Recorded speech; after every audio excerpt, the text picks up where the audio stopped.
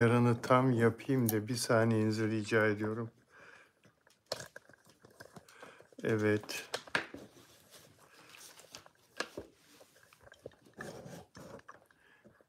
Evet. Şimdi oldu. Gömleğimizi de ilikledik mi? Nasılsınız? İyi misiniz arkadaşlar? Magazin yayıncılığının kilit noktası. Magazin yayıncılığının A harfi. Hoş geldiniz dostlar. Ee, bugün dolu dolu bir program yapacağız. Yine her zamanki gibi sizler ve ben. Sito Talk, ne çabuk geldin. İyi akşamlar. Ganmolis, merhaba, merhaba, merhaba arkadaşlar. Bekliyorum hepinizi gelmenizi. Hepinizi gelmenizi bekliyorum. Şunu da şuraya koyayım, bunu da buraya koyayım. Dostlar da gelsin. Ben de iyiyim, ben de iyiyim Stoak. Caner nasılsın? Aleykümselam Caner. Simon Enid merhaba. Merhaba arkadaşlar. Geldim diyor. Caner geldi. Nurhayat da burada. Merhaba Nurhayat. Teşekkür ederim Caner. Bonjour Lilia, bonjour. Rüksara, merhaba. Nurhayat. Eduardo merhaba. Ben de iyiyim Caner, sağ ol. Çarşıdayım, alışverişteyim diyor Sito. Sito bir yere otur, bir kahve iç, bizi seyret. Gamoris merhaba. Lidya kalpler yolluyor. Ne kadar güzel kalpler onlar. Evet arkadaşların gelmesini bekleyelim mi biraz daha? Ve Kiril alfabesiyle yazan ya Rusya'dan ya Bulgaristan'dan seçemiyorum. Hatice merhaba, iyi akşamlar.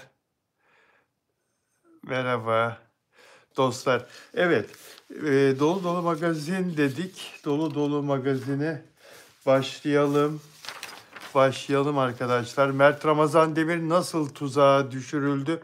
Konuşacağız biraz sonra sizlerle. Her şeyi merak ettiğiniz her şeyi de sorabilirsiniz. Recep Taşacak bu denizi izlemeyen var mı? Ben çok beğendim ve ilk bölümden itibaren herkese dedim ki bu dizi fenomen olacak. Bu dizi çok izlenecek ve Eva Yaman diye bir oyuncu geliyor. Ufacık bir e, yaşı çok küçük 19 yaşında ufacık bir kadın ama çok başarılı.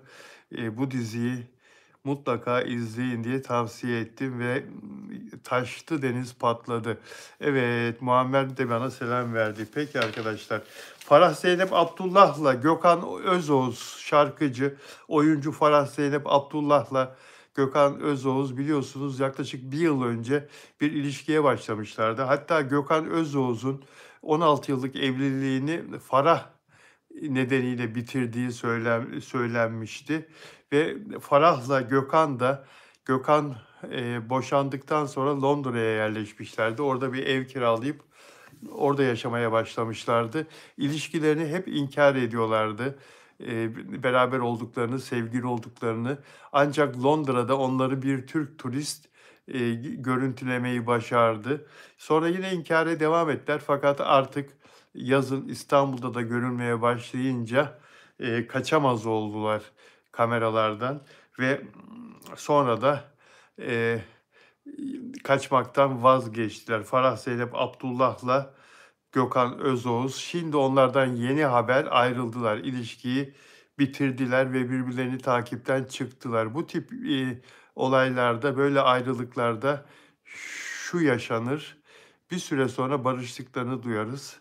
Tekrar birbirlerini takibe aldıklarını duyarız arkadaşlar. Ondan sonra aradan birkaç hafta geçtikten sonra da yine ayrıldıklarını duyarız ve artık bir daha barışmazlar büyük bir ihtimalle. Bu hep böyle olur. Eee Farah Zeynep Abdullah'la Gökhan Özoğuz aslında zıt karakterler. İkisinin de egosu yüksek. İkisi de işlerinde çok hırslı. İşleriyle özel hayatlarının her ne kadar söyleseler de birbirinden ayırt edemeyen insanlar. Çoğu ünlü gibi, çoğu sanatçı, çoğu oyuncu, çoğu şarkıcı gibi. Dolayısıyla böyle birlikteliklerin devam etmesi çok zor. Cicim ayları geçtikten sonra böyle ilişkileri oturtabilmek çok zor ve onlar da gördüğümüz kadarıyla bunu başaramadılar ve ayrıldılar. Tekrar barışacaklardır, sakin. Tekrar barışacaklardır ama sonrasını ben görmüyorum. Arkası gelmez diye düşünüyorum ve bakayım mesajlarınıza. Caner kibardır. Caner, moderatörüm Caner için Nurten Aydın çok kibarsın diyor. İyi akşamlar Osman, iyi akşamlar. İyi yayınlar diyor Humay. Teşekkür ederim. Garik Ermenistan'dan yazıyor. Kim olursan gel, kim olursan gel. Garik, welcome Garik, hoş geldin. Afra Mert'i çok seviyorum. Ben inanıyorum Mert'in bir kadına bakmaz. Ya Caner Allah aşkına diyor. Caner, peki. Tuncay da burada. Hoş geldin Tuncay. Dostlar, Türkiye'de anne tarafı baba tarafına göre %69 daha çok seviliyormuş. Şebnem duydun mu? Neymiş? Türkiye'de anne tarafı baba tarafına göre %69 daha çok seviliyormuş. Benim oğlum var. Evet. Anne tarafı yani şöyle ben algıladım bunda. Karı kocanın çocukları anneannesini ve annesinin babasını daha çok seviyor baba tarafından. Ben böyle algıladım. Sen nasıl algıladın Şebnem? Aynen. Sen de böyle algıladın değil mi? Evet. Evet. Yani anneanneler babaannelerden daha çok sevilir. Hakikaten böyledir değil mi? Anneanneler ve anne tarafındaki dedeler baba tarafından çok daha fazla sevilir. Ama evin içinde de babalar daha çok sevilir annelere göre Şebnem. Çocuklar tarafından babalar Şebnem kahkaha attı. Nur Hayat kesin doğrudur. Çocuklar annesine hep vakit geçirdiği için öyledir diyor. Annesiyle. Utur Aslan annesiyle vakit geçirdiği için öyledir diyor. Bu da ilginç bir araştırma neticesi. Bunu da sizlerle paylaşmak istedim. Afra Saraçoğlu, Mert Ramazan Demir. Mert Ramazan Demir'le kurulan tuzakla ilgili biraz sonra konuşacağız arkadaşlar. Aydan Şener, sevgili arkadaşım başın sağ olsun. Aydan Şener Türkiye güzellerinden, eski Türkiye güzellerinden oyuncu. Çalıkuşu romanının ilk dizisinde Aydan Şener oynamıştı. TRT için çekilen yıllar önce Samanyolu dizisi. Üç Kız Kardeş, Sandık Kokusu, Yürek Çıkmazı onlarca dizide oynadı. TRT Türk'te son zamanlarda TRT Türk televizyon kanalında Aydan Şener'le Keyif Kahvesi programını sunuyor. Aydan Şener. Babasını kaybetti. Başın sağ olsun Aydan Şener. Altına da paylaşım yaptı. Babasıyla fotoğrafını koydu. Altına da yakışıklım benim, ilk aşkım, yol arkadaşım, canım babam, güle güle, mekanın cennet olsun diye yazdı. Sevgili Aydan Şener'e ben de buradan başsağlığı diliyorum. Kendisiyle ilk röportajı ben yapmıştım. Türkiye Güzeli seçildi 1981 yılında. Türkiye Güzeli seçildikten bir gün sonra evinde röportaj yapmıştım Aydan Şener'le. Çok güzel bir kadın, çok güzel bir kız. Gerçekten de Türkiye güzeli. Hala da güzel. Kendisine iyi bakıyor. Allah rahmet eylesin. Allah sabır versin. Güldikben selam verdi. Peki. Ümran Keleş neredesin? Ümran Keleş de geldi. Servin işi sağlam da Allah rahmet eylesin dedi. Peki dostlar beğen yapıyor musunuz? Beğen yaparsanız bize biraz daha güç vermiş olursunuz arkadaşlar. Beğen yapmanız, abone olmadan takip eden arkadaşların abone olması çok önemli. Nelida Manzano geldi. Hola Nelida. Hola Nelida Arjantin. Deste Arjantin. Nelida Manzano geldi. Evet, özel abonem, özel üyem Nelida Manzano. Özel abonelerimin renkleri daha farklı. İsimlerin renkleri, yazılışları. Nelida Manzano yeşil renkli özel abonem. Hoş geldin. Yusuf Dündar burada mı? İstanbul'dan özel üyem, özel abonem Yusuf Dündar. Samiye Yüksel burada mı? Samiye Hanım. Özel abonem. Dilek Şenyurt, Frankfurt, Almanya'dan özel üyem, özel abonem. Delfina Dimasio, Şili'den. Gül Dikmen, çok teşekkür ederim Gül Dikmen. Umarım siz iyisinizdir diyor. Katkın için çok teşekkür ederim Güldik. Ben iyiyim, sağ olasın. Eksik olma. Sen de iyi ol Gül. Umarım sen de iyisindir. Çok teşekkür ederim. Kanala abone oldukları zaman renkler değişiyor. 6 ay abone olanlar, evet, 1 ay abone olanlar renkleri aynı değil. Evet, Caner bilgi veriyor. Abone olmak için arkadaşlar, Caner'den de bilgi alabilirsiniz. Katıl tuşuna basmanız yeterli. Ana sayfada katıl tuşuna basarsanız sizi yönlendirecek. Hangi şartta abone olmak istediğinizi oradan kendiniz seçiyorsunuz. Ve abone olanların ayrıcalıkları var.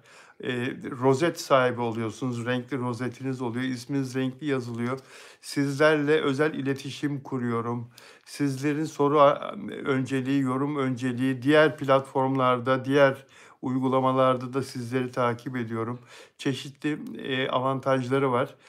Onları oradan öğrenebilirsiniz. Ayrıca yine katıl butonundan başka şekillerde de katkıda bulunabiliyorsunuz. Çok teşekkür ediyorum şimdiden. Demet Özdemir'i tebrik ediyorum. Demet Özdemir bu yıl 11.si yapılan Altın 61 ödül töreninde yılın ilham veren kadın oyuncusu ödülünü aldı. Yılın ilham veren kadın oyuncusu ödülünü aldı. Demet Özdemir yılın en iyi kadın oyuncusu ödülünü de alabilirdi. Hiç beis yok. Hiç beis yok.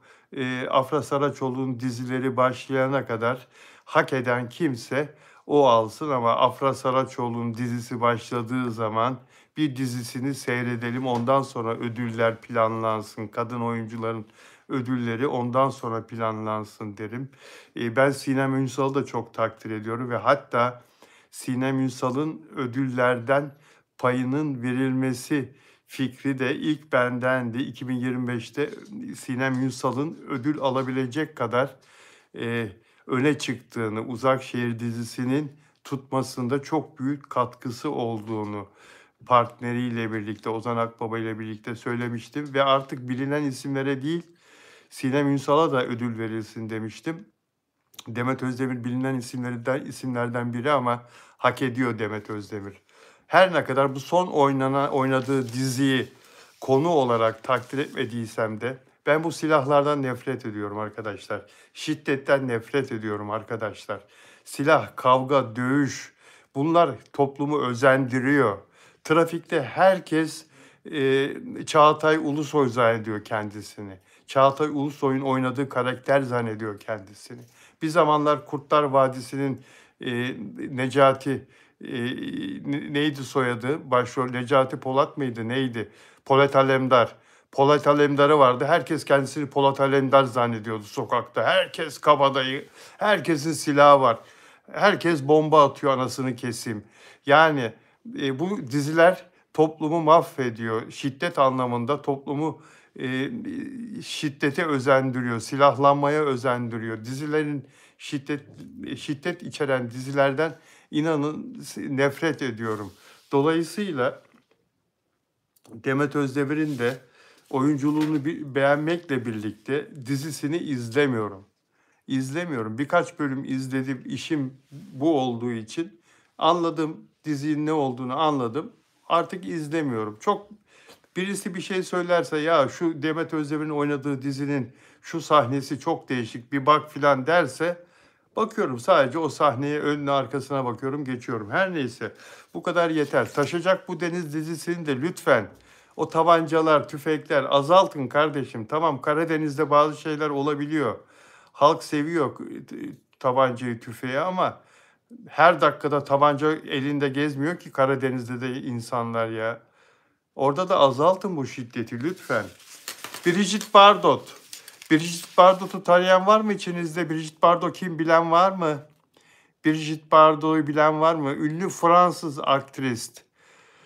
91 yaşında ve hasta. Kendisine bakamayacak durumda. Enrico biliyor, Nurhayat da biliyor Brigitte Bardot'u.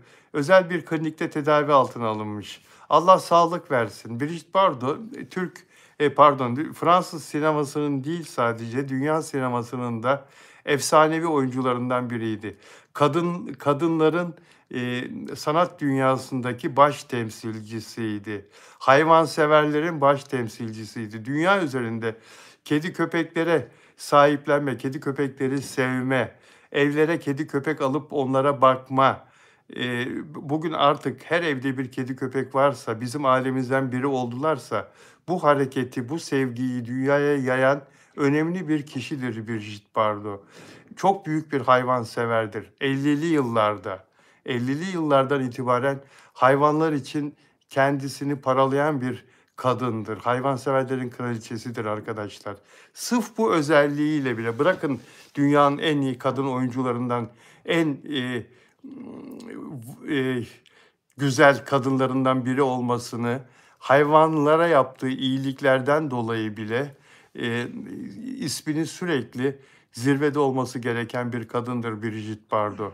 Çok büyük aşklar yaşadı. 4 evlilik yaptı. Alain Delon mesela sevgililerinden biriydi. Aynı dönemin yıldızları. Alain Delon'u kaybettik.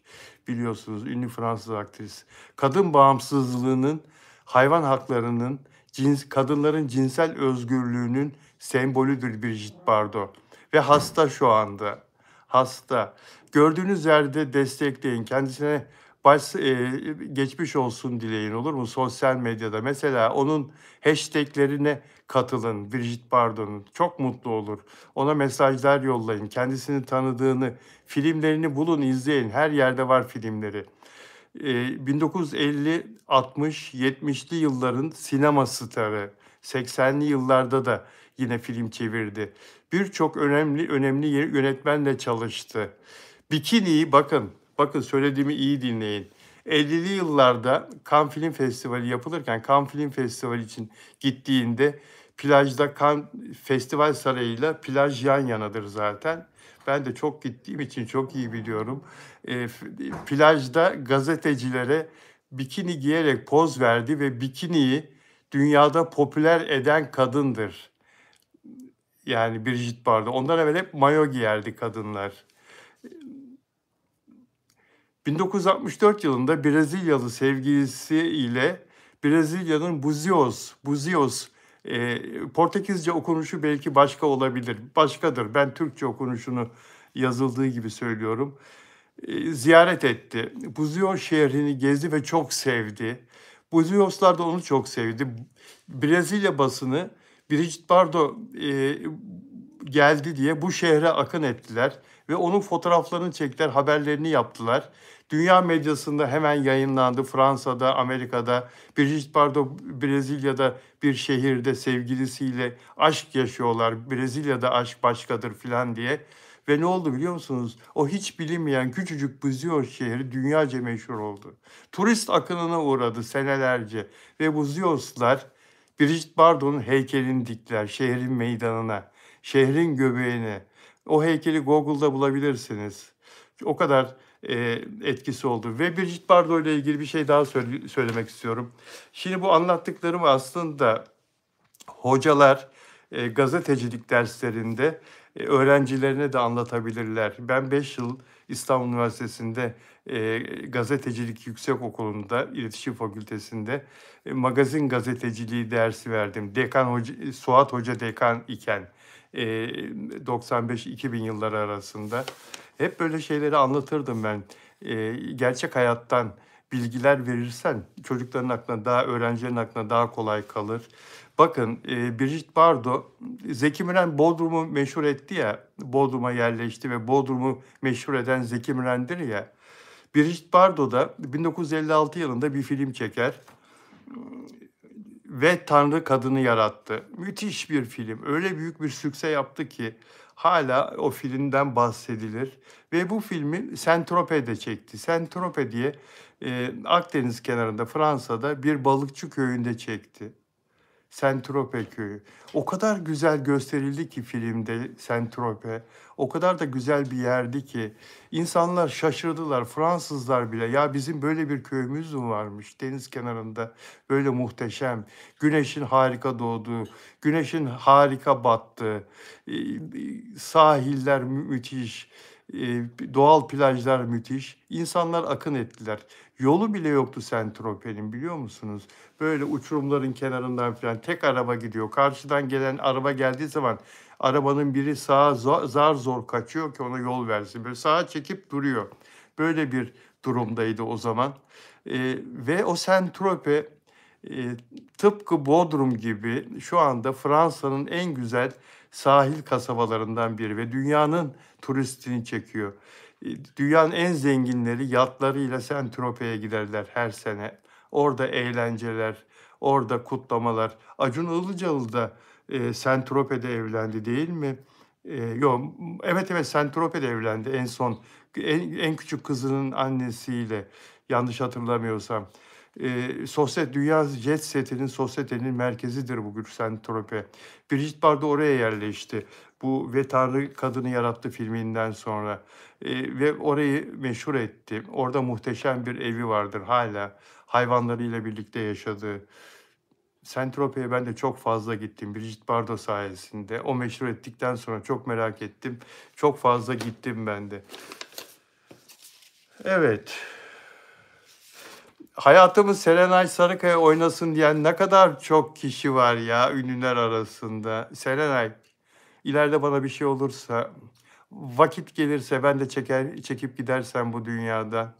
Eğer benim de bir kısa filmimi yapmak isterlerse birileri, magazin gazeteciliğinde çok anlatan bir adam vardı. Çok konuşurdu. Bazen onun anlattıklarına yola çıkarak güzel gelişmeler olurdu, güzel şeyler olurdu diye. Böyle kısa bir belgesel gibi bir şey yapılırsa sen oyna beni ve Serenay Sarıkaya, beni de sen oyna ve Serenay Sarıkaya. Herkes Serenay oynasın istiyor ya. En son Mahmut Tuncer istemişti ya beni Serenay Sarıkaya canlandırsın, oynasın diye. Türkücü Mahmut Tuncer.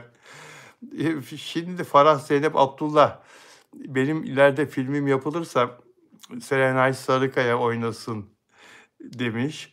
Kimler istemişti kendisini Serenay Sarıkaya'nın oynamasını? Deniz Seki, Güllü, Kibariye, Zerrin Özer.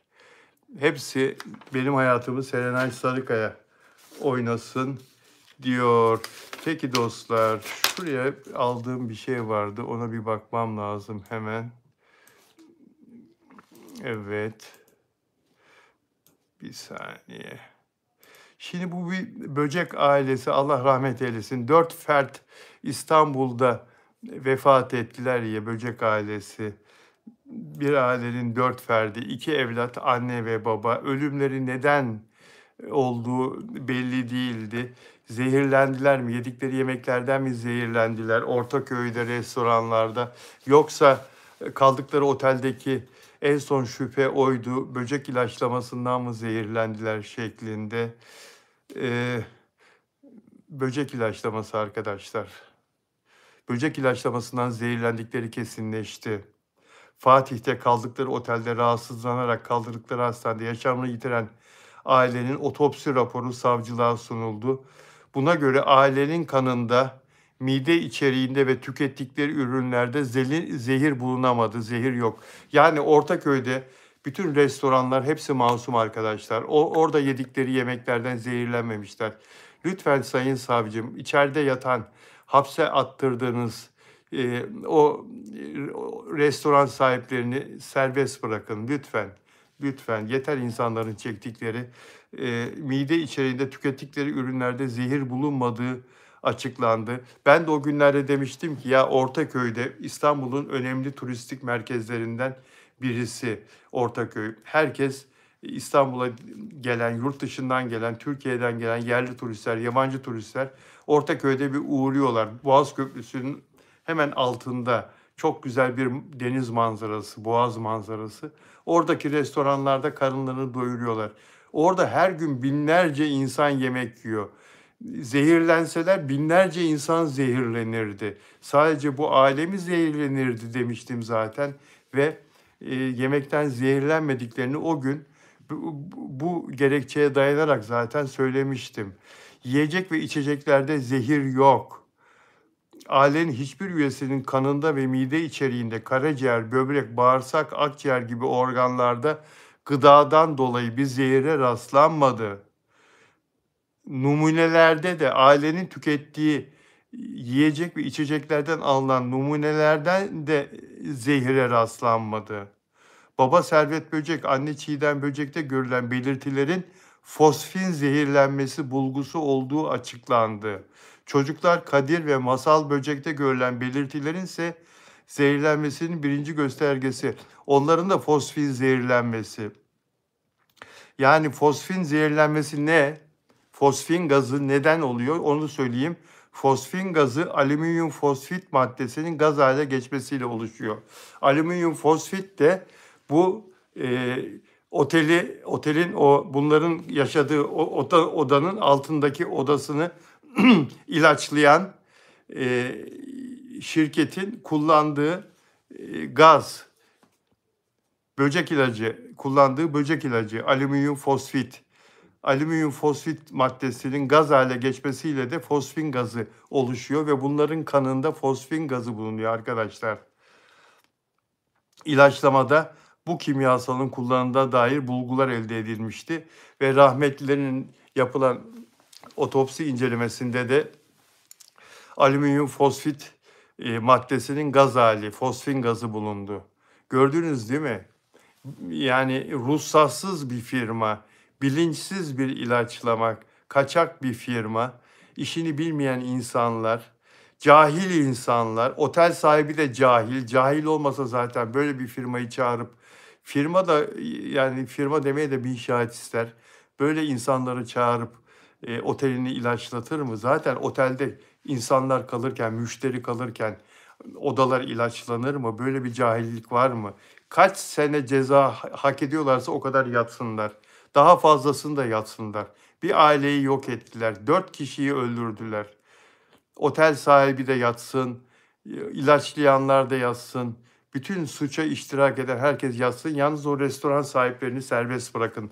Onların suçu günahı yok. Ortaköy'ü aklayın. Ortaköy her nasıl bu haberlerde yemekler yedikleri gıdada zehirlenmiş olabilirler diye töhmet altında bıraktıysanız sevgili medya yöneticileri, sevgili medya yazarları, arkadaşlar, editörler, Ortaköy'ün temiz olduğunu, günahsız, suçsuz olduğunu da oradaki esnafın hiçbir kabahatinin olmadığını da lütfen duyurun.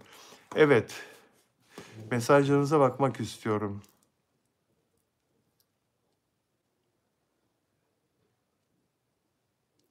Ortaköy çok güzel diyor Nur Hayat.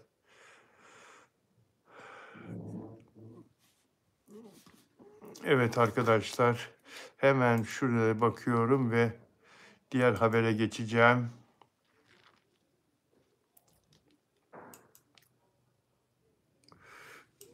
Diğer habere geçmeden evvel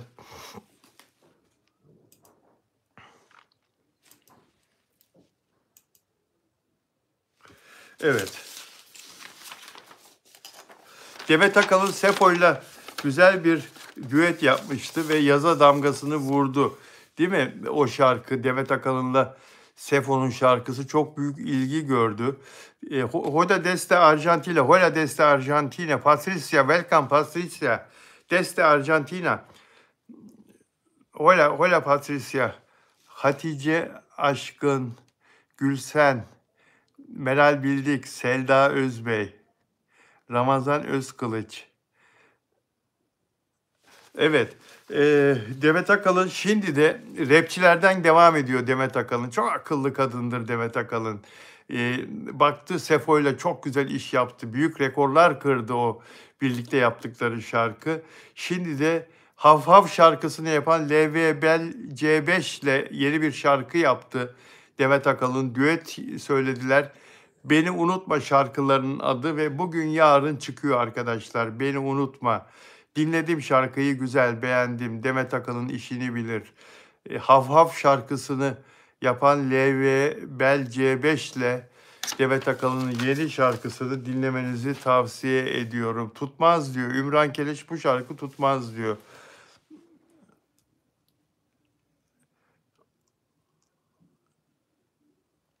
Evet.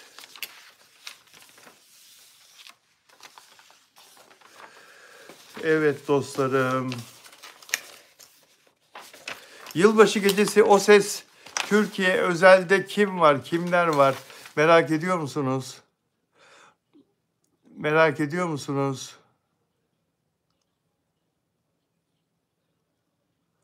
Ümran Keleş beğenmedim diyor. O şarkıyı diyor. Peki TV8'de geleneksel hale gelen yılbaşı programı O Ses Türkiye Yılbaşı özelde Taşacak Bu Deniz dizisinin yıldızları Ava Yaman ve Burak Yörük olsun isteniyor.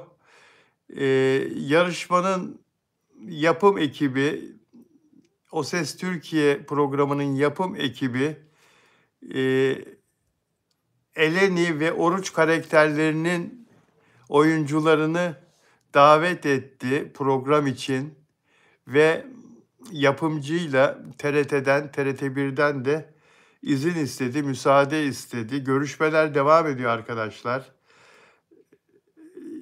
Eleni ile Oruç Reis, Oruç çok seviliyorlar biliyorsunuz. Eleni zaten Ava Yaman dizinin yıldızı. Burak Yörük de öyle. Burak Yörük'ü de gençler, genç kızlar ne kadar çok beğeniyorlar. Aman Allah'ım. Sizler beğeniyor musunuz? Sizler seviyor musunuz? Burak Yörük'ü beğeniyor musunuz kızlar? Ee, Ava Yaman'ı beğeniyor musunuz delikanlılar? Yılbaşı gecesi çıksın ister misiniz? Ümran Eleni'ye kalp yolladı. Çok seviyor. Meral de el salladı. Pembe eller. Mert kabul etmemiştir Sıla Deveci. Mert niye çıkmadı? Afra çıkmıştı diyor. Kabul etmemiştir. Mert istememiştir. Oyuncunun da istemesi lazım. Şimdi burada Eleni demişim. Ava Yaman ve Burak Yörük'e teklif gitti ama daha onların cevabı net değil arkadaşlar. Biliyorsunuz buraya çıkan ünlüler para alıyorlar tabii. Bir de onlara ödeme de yapılıyor. Tıpkı Survivor'a katılan ünlülere nasıl ödeme yapılıyorsa bir gecelik de yarışma da olsa bu program oraya çıkanlar da bir ödeme alıyorlar. Siz sadece bir gecede bir şarkıyı dinliyorsunuz ama onun öncesi de var. O stüdyolara birkaç kere gidip geliyor her bir ünlü. Provalar yapılıyor orkestrayla öncesinden. Sonra toplantı yapılıyor. Bir masa başında toplantısı yapılıyor. Katılacakları programla ilgili hangi saatte, hangi dakikada, kaçıncı sırada çıkacaklar, hangi şarkıyı düşünüyorlar, orkestra hangi şarkıyı söylemek ister, orkestranın teklifi ne, onlarla hangi şarkıyı çalışmak ister. İkisi bir arada mı söylesin? Mesela burada Burak Yörük'le Ava Yaman birlikte düet mi yapsın? Yoksa daha iyi olur. Hem onlar için daha iyi olur, hem yapım için daha iyi olur. Daha çok izlenir. Ya da onlar kendilerini nasıl daha rahat hissederler? Tek tek söylerlerse mi birlikte bir aşk şarkısını düet yaparlarsa mı mesela birlikte düşünebiliyor musunuz? Eleni ile Oruç bir aşk şarkısı hem Türkçe hem Rumca söyleyecekler. Biraz Türkçe söyleyecekler. Arkada buzuki de olacak orkestrada. Buzuki de çalacak. Ve sonra piyano, keman, buzuki, gitar ve sonra Yunanca'ya, Rumca'ya geçecek şarkı. Hem Türkçe söyleyecekler hem Rumca. Tadından yenmez. Ve bunu yılbaşı gecesi düşünebiliyor musunuz o atmosferi? Böyle mi olsun yoksa Ava Yaman tek başına bir türkü mü çığırsın ya da Burak Yörük tek başına bir pop şarkısı mı söylesin? İşte bunun kararını o pop toplantılarda karar verecekler. Onun için ön hazırlıklar biraz uzun ve zahmetli oluyor. Bakmayın orada onları 3 dakika 4 dakika izliyorsunuz ama kolay değil programcılık. Orel onlar, Orel. Hayranları onları Orel diye çağırıyor. İnşallah katılırlar ha.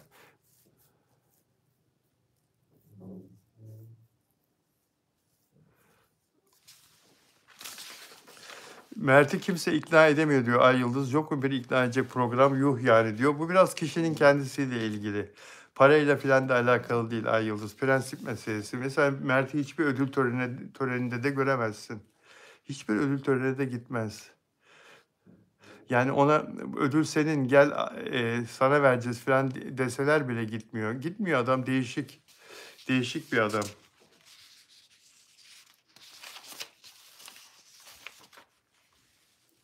Haluk Bilginer ve Feyyaz Yiğit'in filmi Can Dostum'u izleyen var mı aranızda sinemalarda?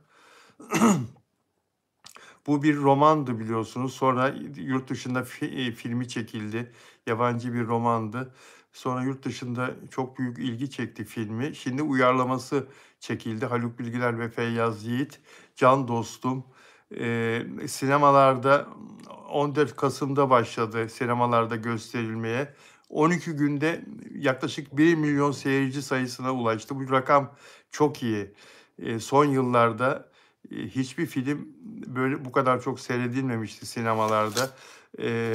Pandemiden sonra sinema sektörü, sinema salonları can çekişiyordu. Bayağı sıkıntılıydı. Kriz içindeydi. Ama bu film mesela gelecek için bir umut oldu sinema sektörü adına, Türk sineması için. 12. gününde henüz gösterime girdi ve yaklaşık 1 milyon. Bu film 2 milyonu bulur, 2 milyon da geçebilir. Geçebilir, belki de daha çok izlenir. 2 milyon civarında izlense bile uzun zamandır çok iyi bir yerli yapım olarak çok iyi bir rakam. Çok iyi bir rakam. Beyaz program yapsaydı Mert gelirdi diyor Ay Yıldız. Beyazıt Öztürk istediği gibi olmayacağından, çekindiğinden yapmıyor program. Beyazıt'la konuştum neden yapmadığını. Çünkü benim yaptığım program Beyaz Show'un maliyeti çok fazlaydı. O zamanlar o maliyetler karşılanıyordu. Kanal tarafından, yapım tarafından. Kanal yapımcıydı, Kanal D yapımcıydı zaten. Ama artık o maliyetleri karşılamak istemiyorlar kanallar dedi Beyaz. Çok az maliyetle yapmak istiyorlar. Ben de onu istemiyorum. Çok az maliyetle yapılırsa Bilal abi dedi. Eskisi gibi olmaz hiçbir zaman dedi Beyaz Şov. Şişirmeci olur dedi. Çünkü onun arkasında o klipler falan vardı ya komedi klipleri falan. Onlar çok büyük renk katıyordu. Eğer para harcamazsanız o klipleri, o komedi kliplerini falan o güzellikte çekemezsiniz. Yapamazsınız. O geniş kadrolar, o geniş imkanlar olmaz. O seyirci falan, salondaki o güzellikler, maliyet isteyen şeyler. Programcılık, televizyon programcılığı hakkıyla yapılmak istenirse çok maliyetli bir iş. Ama iyi bir program yaparsan reklamla bunun karşılığını alırsın, çıkarırsın. Fakat son zamanlarda, son birkaç senede reklam sektörü de çöküşte, dibe vurdu. Görüyorsunuz diziler neden kaldırılıyor derseniz. Reytingler düşük olunca zaten çok az reklam alıyorlar. Reytingler düşünce iyice reklamlar azalıyor ve maliyet karşılanmayacak duruma gelince de diziler 3. bölümde, 4. bölümde kaldırılıyor. Görüyorsunuz sapır sapır dökülüyorlar. Kral kaybederse de kaldırılıyor. Haberiniz var mı? Kral kaybederse 2 bölüm sonra yok artık. Reytingler 3'e düştüğü için.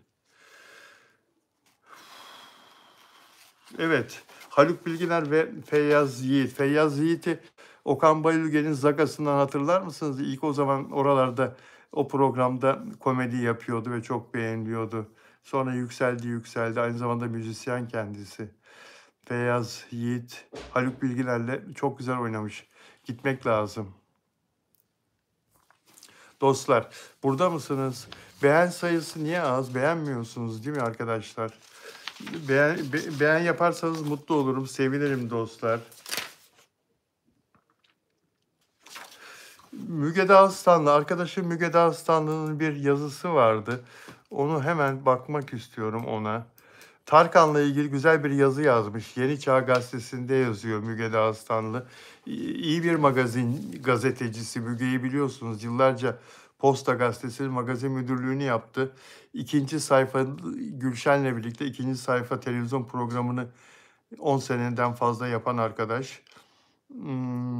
Tarkan'ın konserlerini, İstanbul konserlerini her gecenin maliyeti 10 milyon lira. Ve yapımcının da Tarkan'ın şirketi olduğunu söylüyor. Bu konserlerden 8 konser 80 milyon lira maliyeti var diyor. Bütün biletler satıldı biliyorsunuz.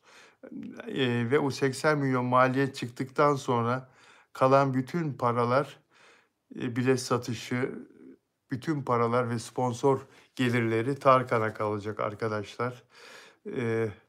Güzel bir yazı olmuş. Localardan bahsetmiş, bilet fiyatlarından bahsetmiş Müge. 6 yıl sonra İstanbul'da konser veriyor biliyorsunuz. 6 yıldır İstanbul'da değildi, konser vermiyordu. Biletler o gece en ucuz 1500, en pahalı 12.600 lira.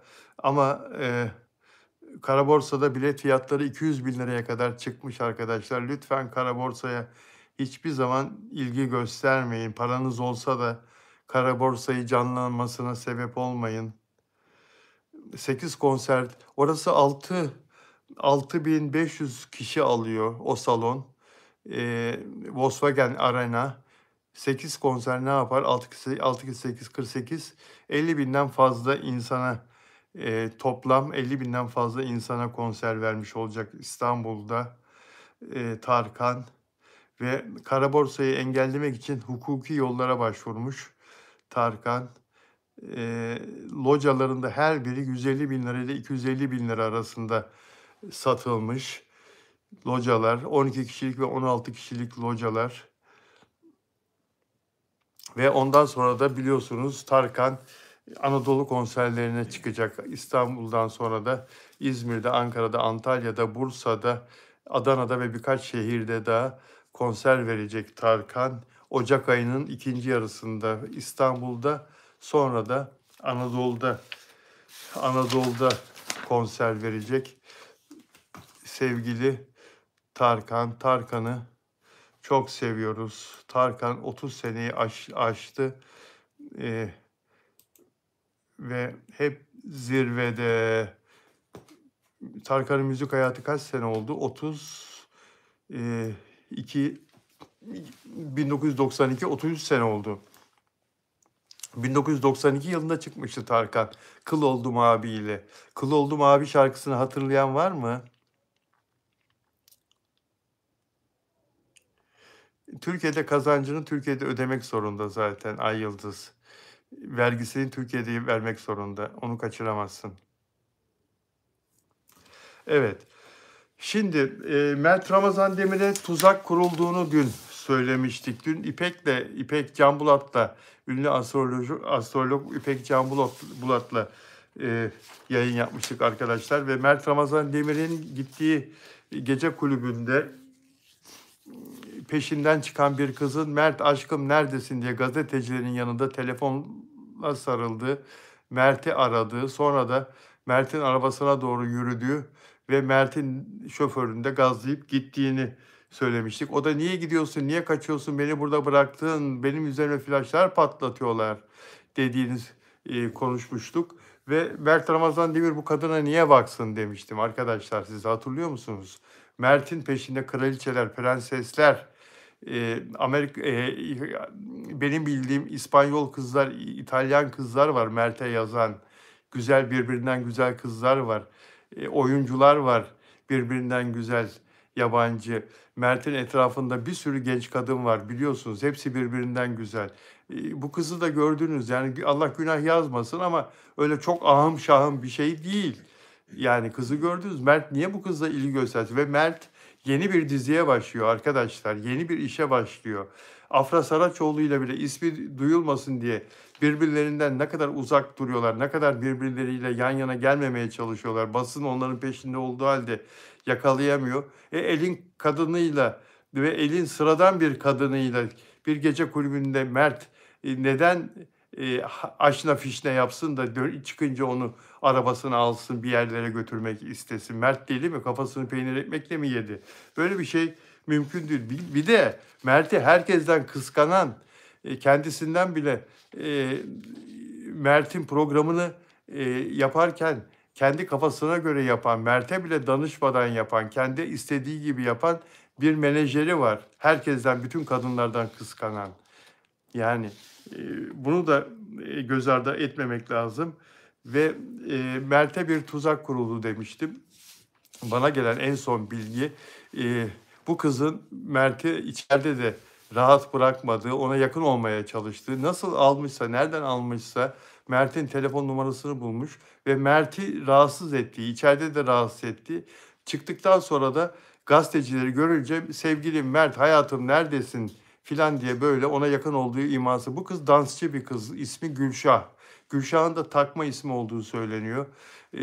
Ya fotoğraflarını da gördüm. Allah günah yazmasın ama Mert Ramazan Demir'e yakışacak da bir insan olduğunu hiçbir zaman düşünmüyorum. Bunu da böyle söyleyeyim. Bu benim kendi yorumum, benim güzellik anlayışım böyle konuşmamı gerektiriyor. Şimdi Onur Akay'ın yayına girerken yazısı geldi. Onur da bir dakika yazısında Onur'un da bu konuyla ilgili olarak yazdığı kısma gelmek istiyorum arkadaşlar. Genç oyuncu Etiler'de bir mekanda yalnız başına keyif yaptığı bir akşamdan çıkıp Mert ne demişti? Yalnız geldim eve gidiyorum demişti. Yalnız geldim eve gidiyorum diyerek objektiflere poz verdi. Ancak işin rengi sonradan değişti. Muhabirlerimizden Tolga Bozduman'ın karelediği görüntülerde Mert'in aracının mekanın ilerisinde beklediği ve ardından kapıda telefonla konuşan bir genç kadının Mert neredesin aşkım, nereden alacaksın beni dediğini duyulması her şeyi alt üst etti. Araç muhabirimiz fark edilince hızla uzaklaşınca genç kadın yolun ortasında flaşların ortasında kaldı ve Mert'e sitem etti. Şaka mısınız ya beni neden yolun ortasına bıraktın? Yani burada kadın belki de Mert'le de konuşmuyor. Belki de Mert'le konuşur gibi yapıyor. Mert neredesin aşkım? Gazetecileri görünce havaya konuşuyor. Mert neredesin aşkım? Beni alacaktın. Niye almıyorsun? Neredesin aşkım? Nereye gittin aşkım filan diye. Reklam peşinde olan bir kadın. Tuzak bu arkadaşlar. Mert'in geceleri de böyle çıkıp dolaşması tam böyle dizi arifesinde. Yanına al 2 tane sağlam arkadaşını çık onlarla. Çık al menajerini nasıl alıyordun eskiden? Alıyordun öbür kankalarının yanına. Al onları da yanına git. Bak sana yaklaşabiliyor mu kadınlar? Keserler önünü o kadının yaklaşamazlar sana. İşte böyle tuzağa düşersin. Kendi reklamını yapmak için kadının her yerde fotoğrafı çıktı. Dansçıymış kız zaten. Şöhret yolunda ilerlemek isteyen bir kadın. Mert Ramazan Demir'i kullanmak istediği. Mert neredesin aşkım filan. Ne aşkı ya? O telefon numarası Mert'i bile çevirmemiş olabilir arkadaşlar. Havaya konuşmuş olabilir gazetecileri görünce. Kesin. Bakın mekanın içinde Mert'i sürekli rahatsız eden ve yanına gelmeye çalışan fanatik bir hayran bu diyor Onur Akay. Mert kendisini tanımadığı bu kişiden uzaklaştırmak için ortamı terk etti. Genç kadın ise dışarı çıktığında gazetecileri görünce Mert'in sevgilisiymiş gibi bir role büründü. Aynı şeyi söylüyor Onur Akay. Yani Mert Ramazan Demir tam anlamıyla bir hayran tuzağının kurbanı oldu. Sen ne diyorsun Şebnem? Ya kesin böyle oldu. Bence telefonda falan görüştükleri yok. Kız konuşur gibi yaptı Mert'le. Şebnem de gazetecidir. Eşim Şebnem. O da iyi bir magazin gazetecisidir. Şimdi yapmıyor ama yıllarca bütün ünlülerle röportaj yaptı. Yıllarca gazetecilik yaptı. Aynı şeyi söylüyor. Mert'le konuşur gibi yapıyor diyor. Mert'in telefonunu da çevirmemiştir o. Gazeteci Bilmiyorum Mert'in telefonunu. bilmiyordur Mert'in telefonunu diyor. Evet. Yani aklın yolu bir arkadaşlar. Aklın yolu bir arkadaşlar. Mert'i tuzağa düşürmek isteyen, yıldız olmak isteyen Gülşah isimli bir kadın. Fotoğrafı da var ama fotoğrafını falan size gösterip buraya koyup da kadını meşhur etmeyelim. Anlatabiliyor muyum? Yani Mert'in çok dikkatli olması gerekir. Çok, çok. Yalnız başına çıkma kardeşim. Çıkma. Bak ne kadınlar var. Ümran Keleş, Şebnem ablam benim ne güzel diyor. Ne demiştin Şebnem? Mert öyle şeyler yapmaz. O Afra'yı seviyor. Mert öyle şeyler yapmaz, o Afra'yı seviyor diyor. Afra ne yapacak şimdi diyor. Afra da hep iki dere bir şeyde kalıyor, zor durumda kalıyor kız ama o Mert'i bilir o ya. O Mert'i bilir o, Mert'i bilir yani Mert'in tuzağa düşürülmek istendiğini o da bilir, anlamıştır zaten. Mert anlatmıştır ona ama yani Miray nerede ne işe yarıyor? Demek ki o gece Miray yoktu. Yani Miray'ın da herhalde bir işi çıktı da Mert'i yalnız bıraktı. Hiç yalnız bırakmazdı. Yani Miray olmasa diğerleri olurdu. Biliyorsunuz onlar 3 kişi 4 kişi bir ekip geziyorlar.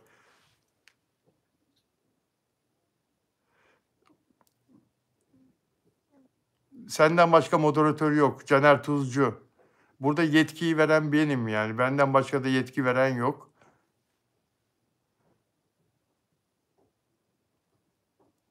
Ben senden başka yok. Moderatör yok. Dostlar yani Mert'i bir tuzağın içine çekmek istedi bu kadın. Gülşah isimli kadın ve bunun arkasında da antiler de olabilir arkadaşlar. Antiler de olabilir. Mert'e haksızlık yapmayın lütfen. Mert'e fazla bu konuda sitem etmeyin, yüklenmeyin. Afram'ı her zaman destekleyelim. Ve dostlar beğen yaparsanız da çok memnun olurum. Üstünü bile giymemiş Mert'in peşinden koşmuş diyor. Bak Nuray, üstünü bile giymemiş, onu fark etmiş Nuray. Mert'in peşinden koşmuş. Mert'e ulaşıp da ondan prim kasacak. Gazetecilerin karşısında Mert'in yanına yanaşıp ona fotoğraf çektirecek. Ama Mert hemen arabasına binmiş zaten.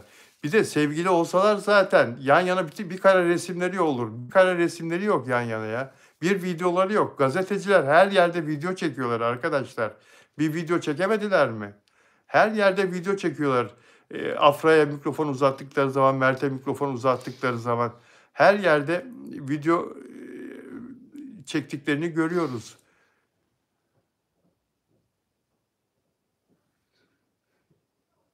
Ümran Keleş teşekkür ederim. Yani dostlar Mert'i ve Afra'yı seviyoruz ve onları destekliyoruz ama bu tuzaklar, bu oyunlar her zaman olacaktır onlar için. Başarılı insanları aşağı çekmeye çalışan çok olur dostlar. Başarılı insanları kıskanan çok olur ve başarılı insanlara ulaşmak isteyen bazı hayranlar da dengesiz hareketler yapabilirler. Onlara karşı her zaman dikkatli olmak lazım. Nurten eşinize selamlar diyor. Şebnem selamlar Nurten Aydın'dan. Öpücükler gönderiyorum. Öpücükler yolladı. Öpücükler yolladı. Şebnem, Nurten, Beyaz. Bir bakın yaşlarına uygun olmayan partner dizilerle bir final yapıyor. Mert geçen Paris'e gitmedi. İstese gizli giderdi. Mert de ağız değil, gözü göz değil o çocuğun. Hüseyin Afra yalanladı mı Rahimcan'ı? Afra'nın Rahimcan'ı yalanlaması Rahimcan'a prim kazandırır. Rahimcan'ı niye yalanlasın? Afra gereği var mı? İhtiyacı var mı? Olmayan bir şeyi niye gündeme getirsin? Yok ki öyle bir şey. Bunu antiler ortaya atıyorlar.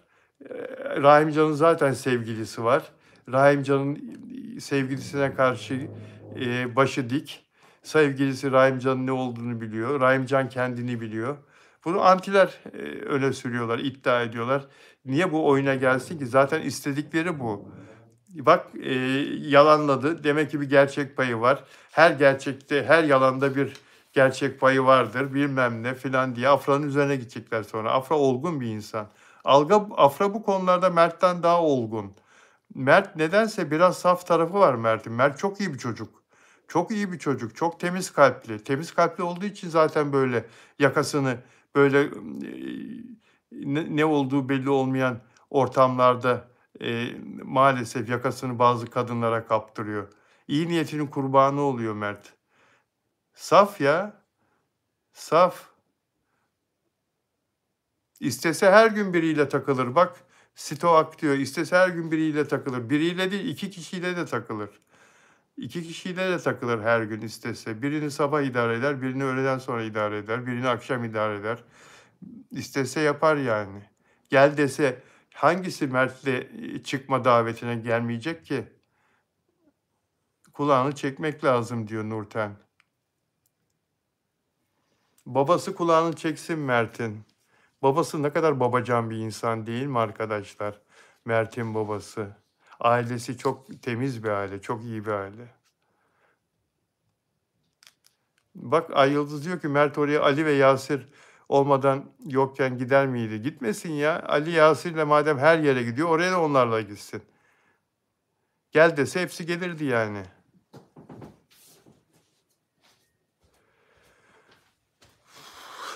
Dostlar sizi çok seviyorum. Yine 1 saate yaklaştık. 1 saate 5 dakika kaldık.